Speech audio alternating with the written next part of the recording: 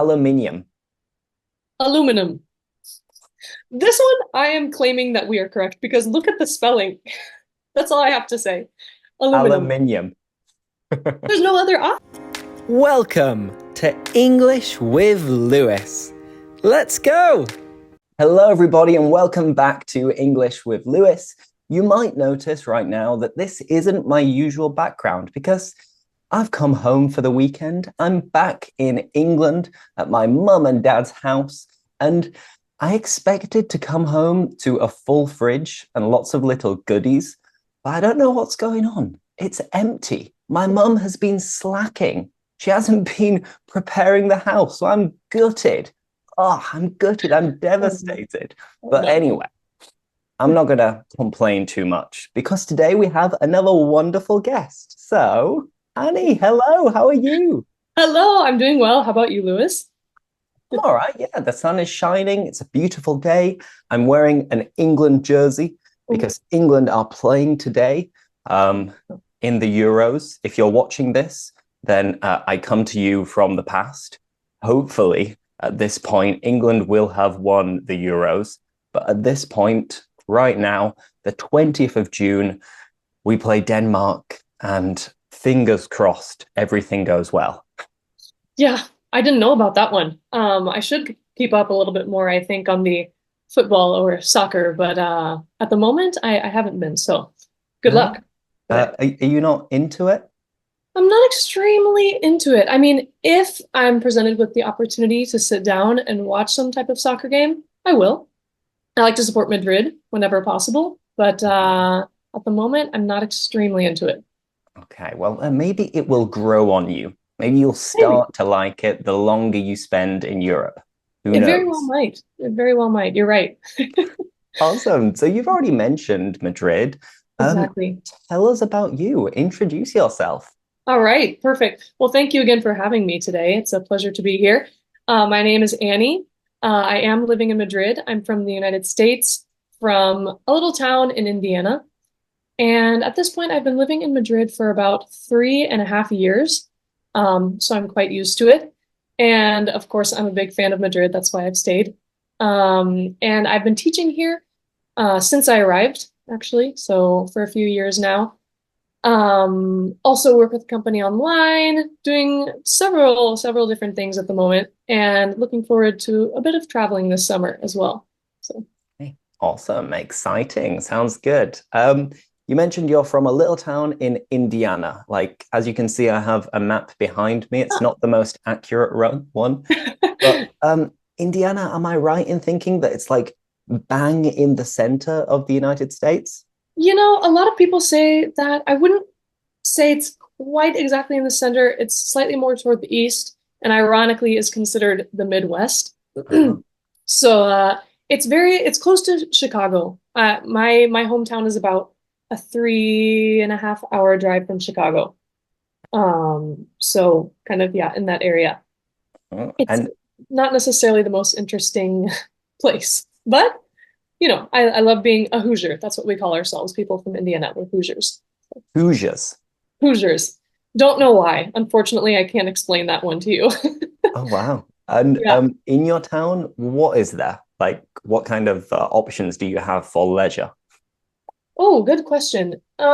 Since it is a relatively small town, people spend time outside. We go to parks. There's a cute little, what some people might consider like a touristy main street, um, in my hometown. And so there are a lot of cute restaurants. A lot of people go out to eat. There's a nice trail for walking, for biking as well. Those are really the main things in terms of leisure or, free time, I would say. How about you, Lewis? Where exactly are you from? So I'm from the north of England, a town called Bingley, which actually I'm home at the moment, as I said. And this morning I got up early. I went for a run because it's kind of like countryside as well, but Um, it's in England, like it's a very small country. We have a yeah, very big population, relatively speaking. So right. then it's very hard to find like wilderness, like true Mhm. wilderness. but Right. we have lots of parks, canals, rivers. Hmm. And as I said, the weather today is really nice for England. Good. So Exactly. England's it was known for not beautiful. always having the good weather, so Yeah, that's yeah. good.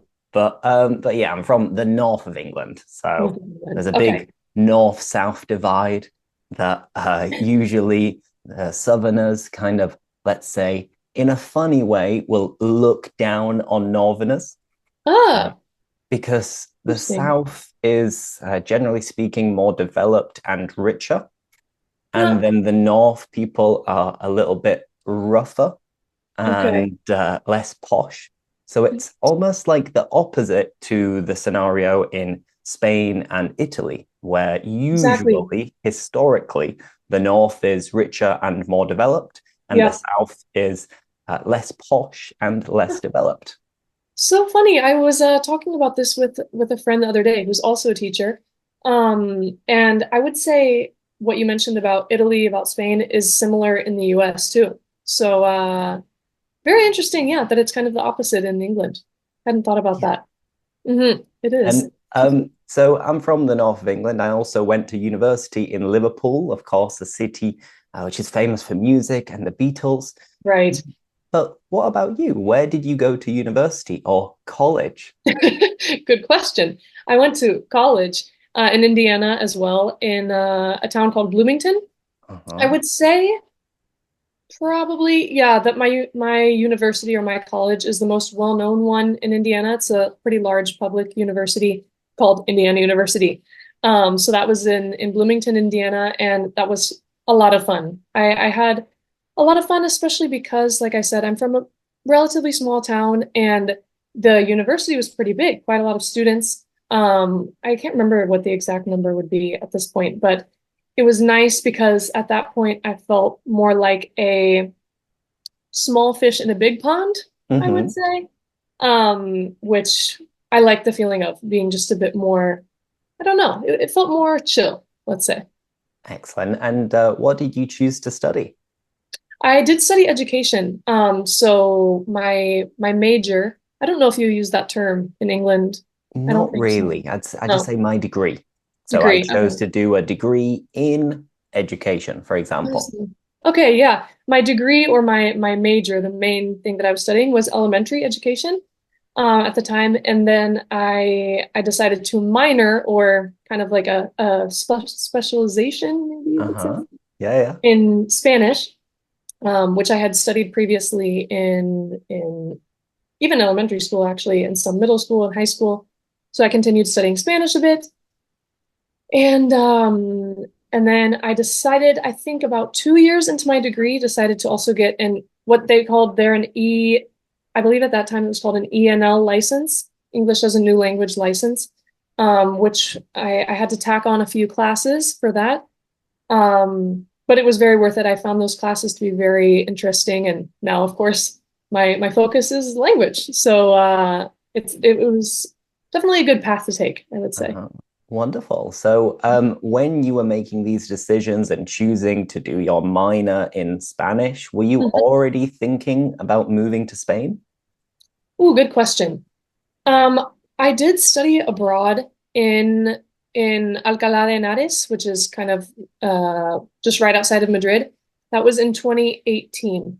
And that was during the summer, and it was 1 month. So that was really, I mean, I think I had been considering study abroad. I knew that I really liked Spanish, but that when I studied in Alcalá de Henares, I had been out of the country technically, but it was like my first time immersing myself completely trying to speak a new language. I was with a host family, and they were super sweet to me and everything. That's when I was like, wow, this is amazing. Like I want to keep improving my Spanish. This is the coolest experience, basically, that I had ever had. Uh-huh. And so that's it might have been after that. I can't actually remember when I decided to get the ENL license, but it might have been after I studied abroad that I decided to get the ENL license. And after going back to the US, just after that month in Spain, I was like, I need to go back there. And I was thinking, I would like to move to Spain. I would Mhm. like to work in Spain. I didn't know how. I also didn't know how to work in Spain in a way that I could really, keep improving my Spanish. So I was researching different options. I wanted to not be speaking English all the time, quite honestly. Yeah. But then I found a few routes with which, I could teach in Spain. So that's I started to kind of pursue those ideas. Wonderful. And many people watching this will know that I also studied Spanish and Italian and Portuguese at university. Oh, Um, wow.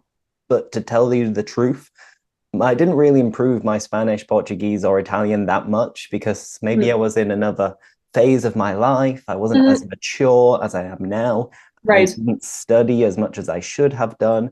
So I was Mhm. always doing like just enough and like scraping by with my exams. But Okay. if I could go back in time, of course, I would immerse myself more in all of these languages. Right. But related to that, in your case, how did you go from being a Spanish student when you were at university to actually being like a confident Spanish speaker, which you are now? Oh, that is a good question. It's a journey. Yeah, it is quite a journey. I would say that there were a couple of important things that I kind of promised myself, let's say, as I was deciding to move to Spain.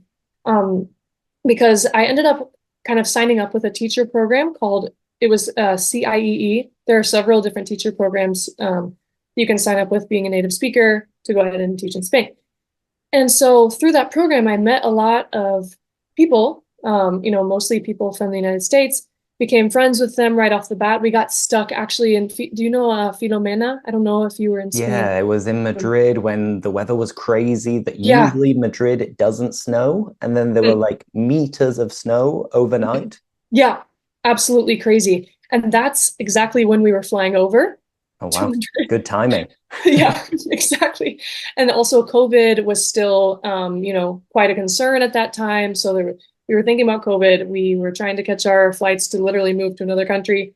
Filomena happened. We got stuck in Portugal. It was this whole crazy situation. But during that, I made, some really good friends right off the bat from my program. And we basically, I remember having promised to myself, Annie, you're going to live with Spanish speakers. You need to live with Spanish speakers if you want to improve your Spanish for real. Hmm. Um, and so I hadn't, actually chosen my housing situation because they recommended you need to wait basically until you get to Spain to find a legitimate apartment, avoid scams, that sort of thing. Hmm. So I was planning to do that after I had arrived. But there were a couple of friends that I had met in my program who were friends from the US who said, Annie, do you want to be roommates? We could all find an apartment together. And I was like, oh man, I'm tempted. I'm tempted to go ahead and do this because it's really saying something to be able to find friends right off the bat. I wanted to be able to take advantage of that. And but I said, you know what, I can't do it. We'll hang out and stuff, but I need to live with Spanish speakers. So that's what I did. I on Facebook. I also looked on Idealista, but I think it was on Facebook. I found my first apartment. Hmm. Was living with Spanish speakers, and luckily, I was looking for a vibe where I did not feel judged by my Spanish, of course, because language is such a psychological thing, you know?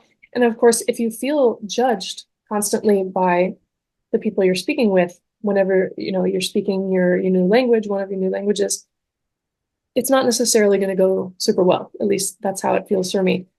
So I found an apartment where I felt like the vibe was pretty open, non-judgmental. They knew I like to make it clear, kind of out of respect, like I would like to practice my Spanish. I Yeah. hope that's okay in this environment. So that was huge to be able to improve my Spanish from the start. Was able to practice at home.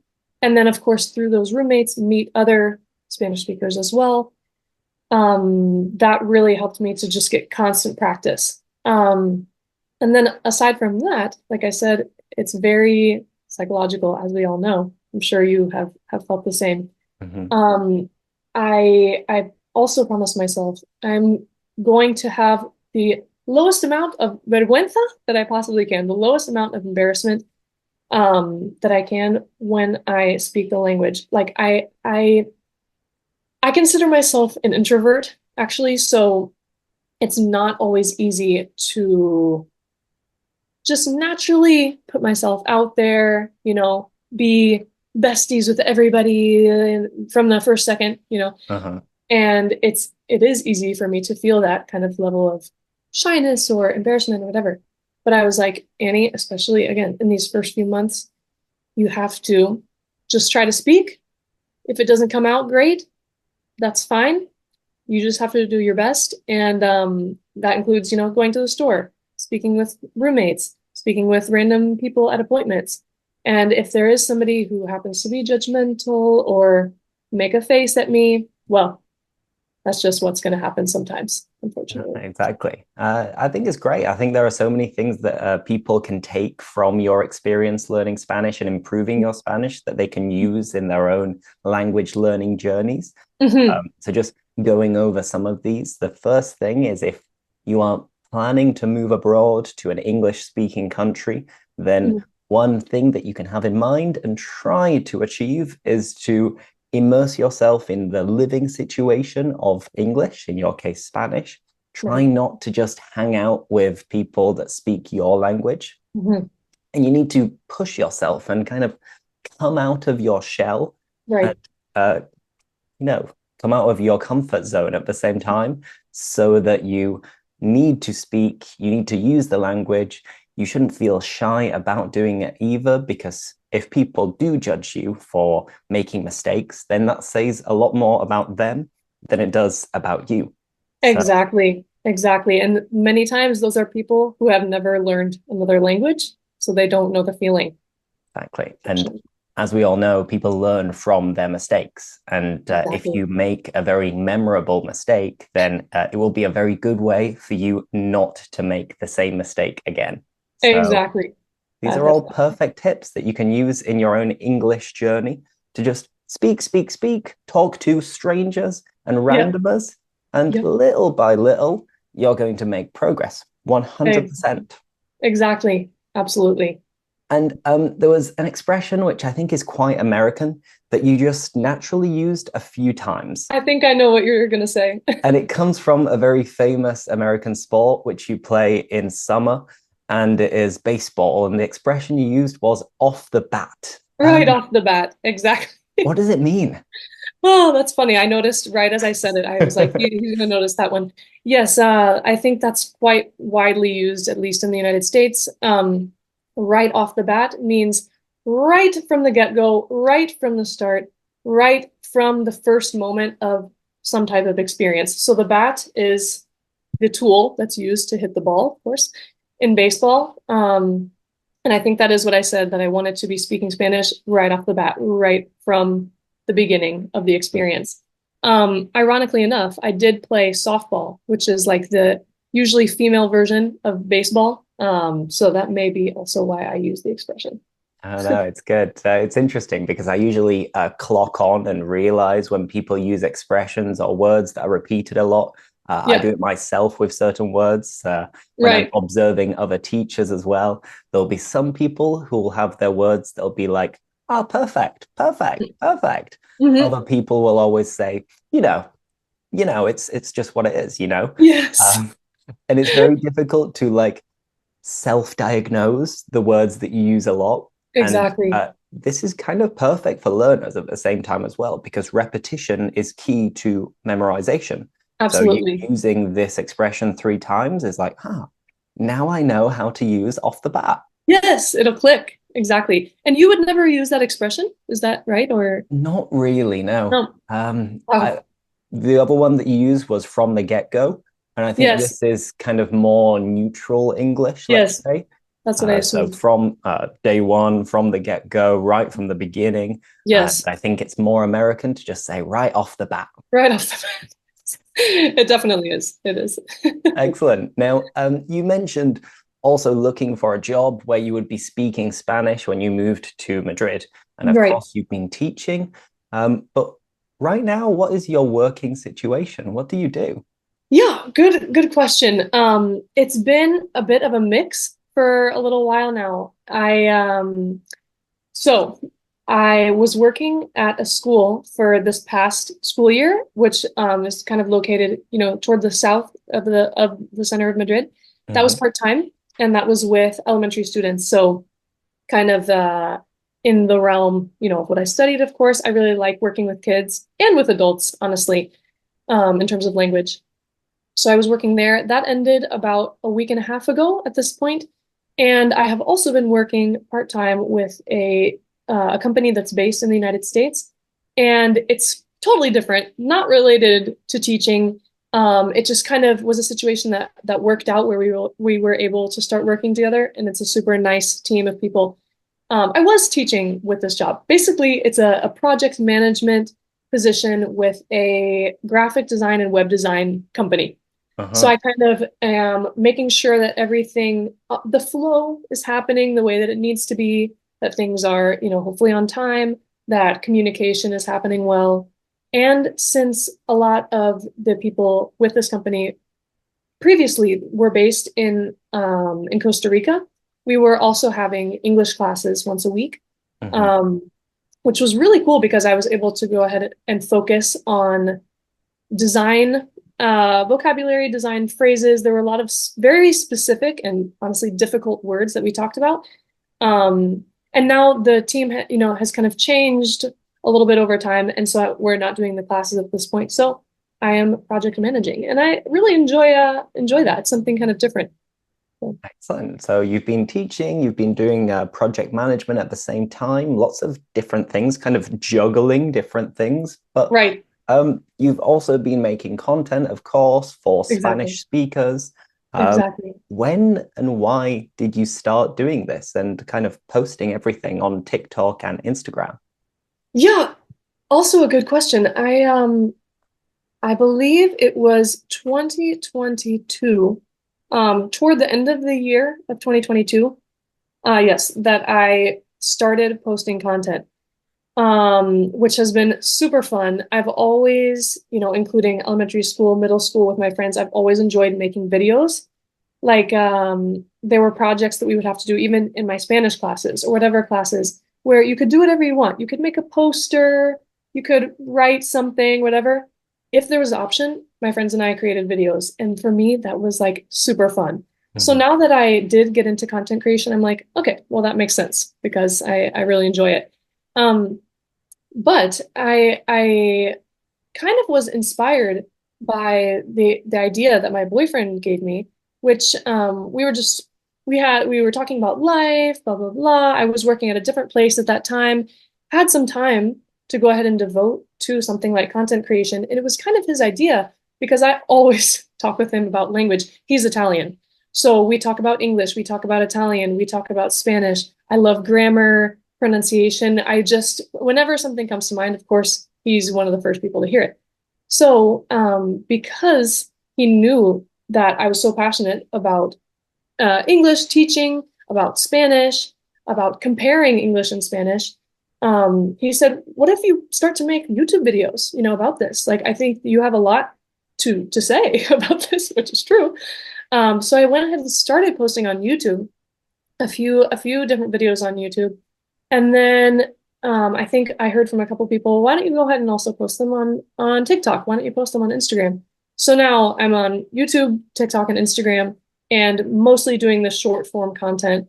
Um, I would say the focus is comparing English and Spanish in ways that at least I find fun, usually meaning things that don't translate 100%. Things that don't translate literally or directly. I find those to Mhm. be super interesting. So, No, no, no. It's interesting. And of course, if you're not already following Annie, check out her profile. And you don't necessarily have to be a Spanish speaker to do so, right. but you wouldn't want to learn some Spanish at the same times because you Yes. can kind of kill two birds with one stone. And maybe you can brush up on your English whilst learning Spanish, or vice versa, really. And Right.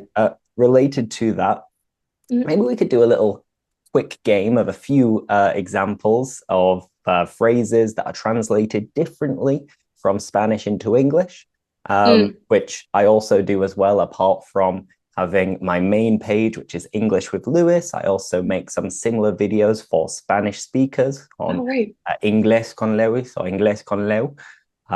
So I'm trying to think of phrases that I have translated previously.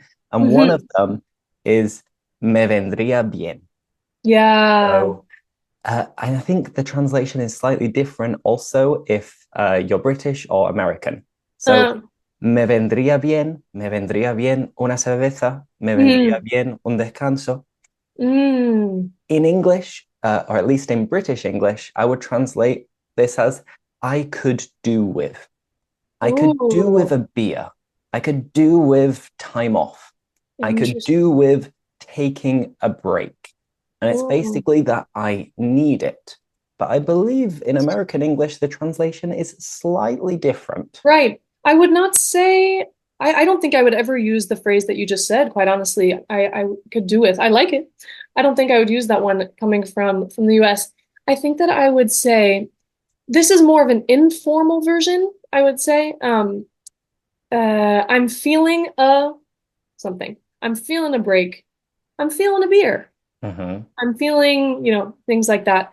I think that's a nice informal version. Or I might say something like, blank sounds good. A beer sounds good right now. A break sounds good. Something like that. Yeah. And another possible translation might be, I could use. Yeah. Like, I could use a holiday, or I could use, I don't know, Definitely. some time off. Definitely, I would say that one too. You would not use that? Sometimes, but less so compared to I could do with. Wow. So interesting. I didn't know that one. Could do with a cup of tea right now. Right. Very stereotypically English right now. Right. Exactly. And you know what? Sorry. The example that you just gave is interesting because it can be used obviously in the context you said. I've also had, I don't know how often this is used in Spanish, but I've seen a few times with different people. They say, "Te viene bien una cerveza a las ocho," or like asking about a time maybe that would be good for you or something like that. Or te viene bien ir a, to this place. I think that in that case, I would say, does this work for you? Does 8 o'clock work for you? Does 9 o'clock work for you? I don't know if British people would say that as well. Yeah, exactly. In this case, I don't think there's a big difference between American and British English. Nice. But then if you're directly translating from Spanish, it's like, does it come good to you Exactly. to meet at 8 o'clock? Which is like, exactly. Yeah. Right? That's a perfect example. I love those things, those little differences. So awesome.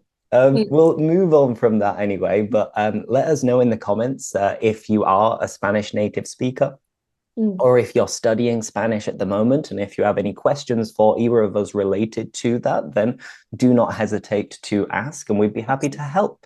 But now, of course, I'm British, you're American. There are some differences between American English and British English, but usually people, I think, worry about this too much from a learner's point of view. It's like, should I learn American English or British English? Like, there isn't that much difference. Right.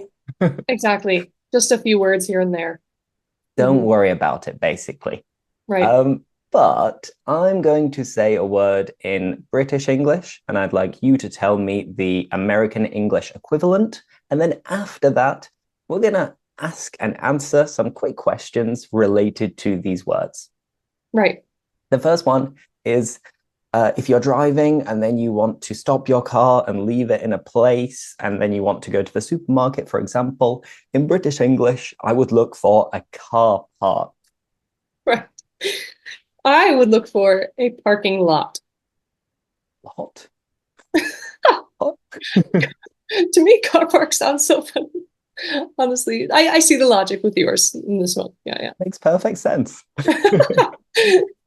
Now, the next one we mentioned at the beginning of this conversation because I love football. But in the United States, you don't say football because that's a different thing. Right, exactly. American football. So yes, your football would be my soccer. I I don't know where that comes from. That one would be worth a Google, I think. I gotta find out more about the history of the word soccer. Yeah, yeah. Now, another basic, simple one is that I said just now that I could do with a holiday. Mm, So we say holiday, you go on holiday, but in the right. US, you say, Generally, vacation, oh, I would say. Vacation or a trip, but yeah, vacation. Mm, excellent. Now, moving on to some slightly more advanced words. mhm. I've mentioned previously that my sister has just had a baby, and I've become an uncle for the first time, which is great. But Amazing. my nephew is still in the phase where he shits himself. He Okay. poos, and that's Nice. basically the baby still needs to wear nappies. And Right. my sister, or my brother-in-law, maybe other people always need to change the nappy. Um, Hmm. in American English, what's the That was one that I learned recently, nappy. I had not heard that. And I would say diaper. diaper? Change his diaper. Hmm. Excellent. All right. Um, Now let's use some of these in conversation, some different words. great. Let's Have see. you ever been stuck in a lift, British English, or an elevator, American English? Oh, stuck in an elevator, like you said, as I would say. I don't think that I have been stuck in an elevator. One thing about my current building that I live in here in Madrid is that the elevator is kind of hard to find. Okay. And sometimes the door does get like stuck open or the elevator doesn't actually move, where it's supposed to be going. It's kind of an old building. But I don't think I have been stuck in an elevator. You? No, I think it's one of these No. fears that people Yeah. often have, that you think like, oh, what if it starts like shaking and Yeah. suddenly everything stops working? And then Oh, I maybe ask myself like, oh, what would I do right now if yeah. I got stuck in a lift? It's a little bit, it's a little bit scary because A you're little trapped creepy. essentially. Yeah, exactly. Hopefully that does not happen to either of us. Touch wood. Uh, in Do you say American touch? English, what do you say? I don't know if I knew that one in terms of British English. Knock on wood. Uh-huh. Knock on wood. I think I made a video about that one actually. We're flowing. Well, we're in Yeah, the groove now. we are in the absolutely. Excellent. Another one. Okay. Hmm. Decisions. For those of you who are watching this and can see me looking slightly to the left or right, I do have a list. Okay, so what is your favorite flavor of crisps? So crisps like potatoes that come in a packet, or in American English, you say chips.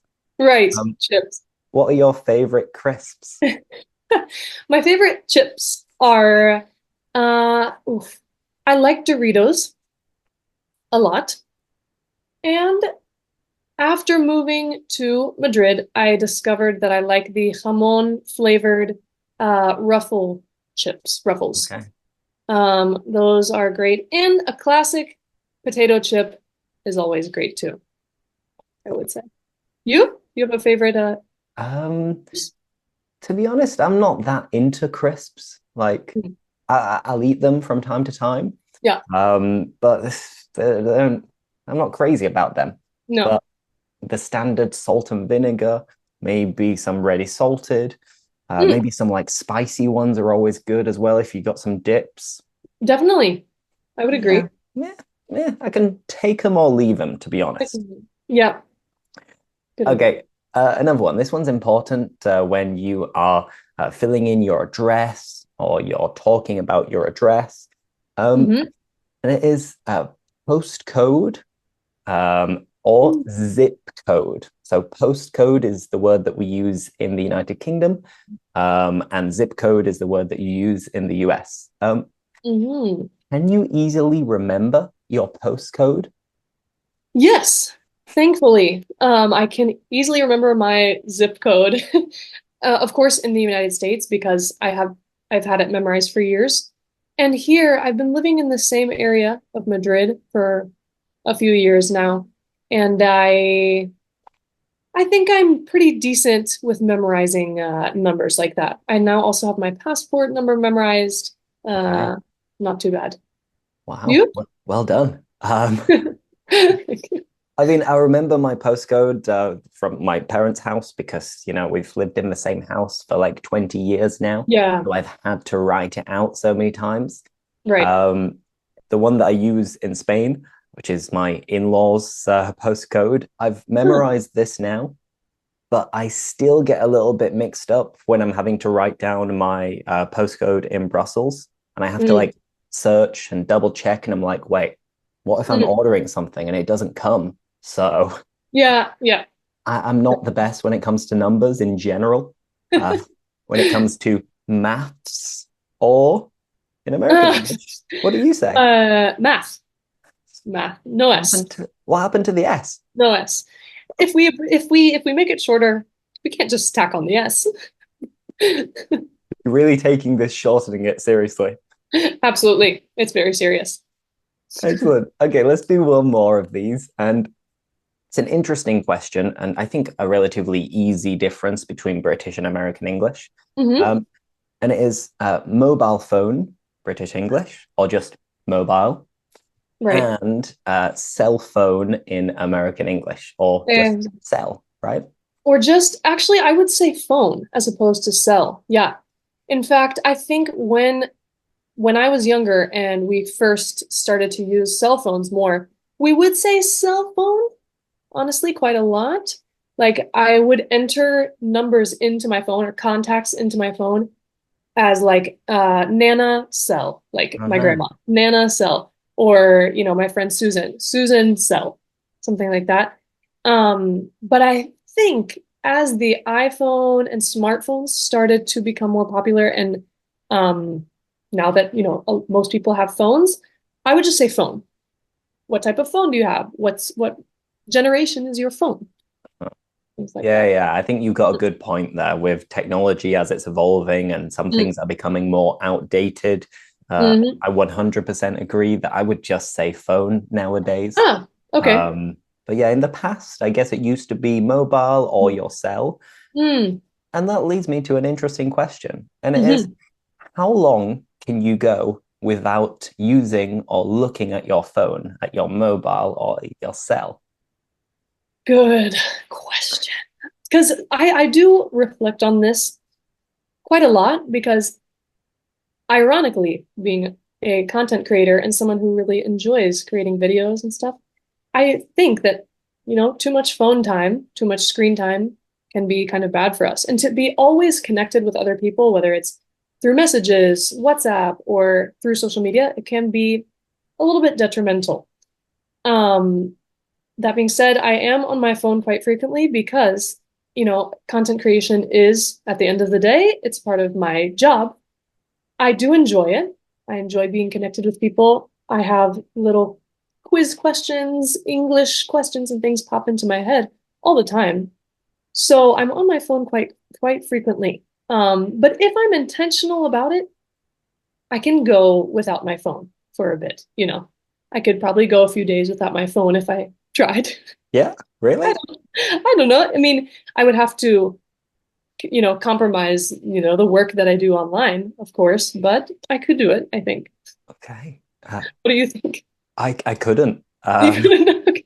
Like it's weird because I do spend so much time on my phone, and as a creator, then maybe we like watch less content and consume less content. But Yes. then I'm still hooked. I'm still addicted. And right Yeah. now, I've got my phone next to me, and whenever I see any kind of notification of emails or Slacks or WhatsApps, then it Hmm. just kind of grabs my attention, and Yeah.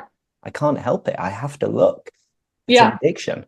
No, same for me. Many times I turn my phone face down so that if I'm trying to do something, I can't see the notifications.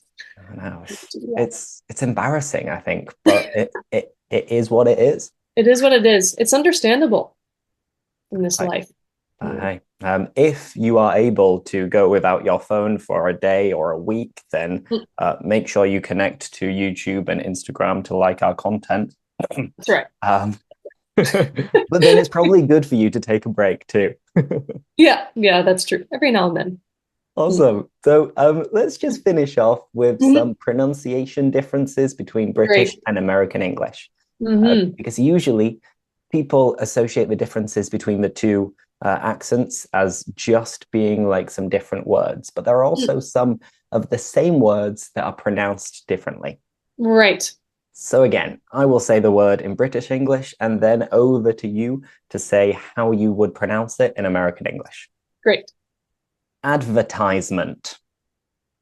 Oh, you say advertisement? I say advertisement. Ah, perfect. I thought you said advertisement. I think this is maybe a difference between Southern and Northern English, or Ah, it's some Americanisms that have like sneaked their way into certain British people, maybe. myself included. Um, Hmm. so yeah, I think in a posher Southern accent, people would say advertisement. Okay. But I'd say advert, ad, Mm, advertisement. yeah. I would So never say advert or advert, but I would say ad or advertisement. Yeah. So we're on the same page. perfect. We see eye to eye. We do. That's Um, right. which reminds me, in fact, that another pronunciation that has creeped its way into British English from American English is schedule, Mm, yep. because I think we pronounce that the same, but some I, people traditionally in British English, they say schedule. right. I think I saw a video that indicated that usually the older generations of British people say schedule and younger people say schedule. Exactly. I like the way that you change your tone for the older people. Schedule. Schedule. Yeah. That's how I Okay, imagine them. let's do some others that I know for a fact are different. Mm, Aluminium. aluminum. This one, I am claiming that we are correct because look at the spelling. That's all I have to say. Aluminum. Aluminium. There's no other I. It's funny. It's funny. Next, this one is basil. Basil.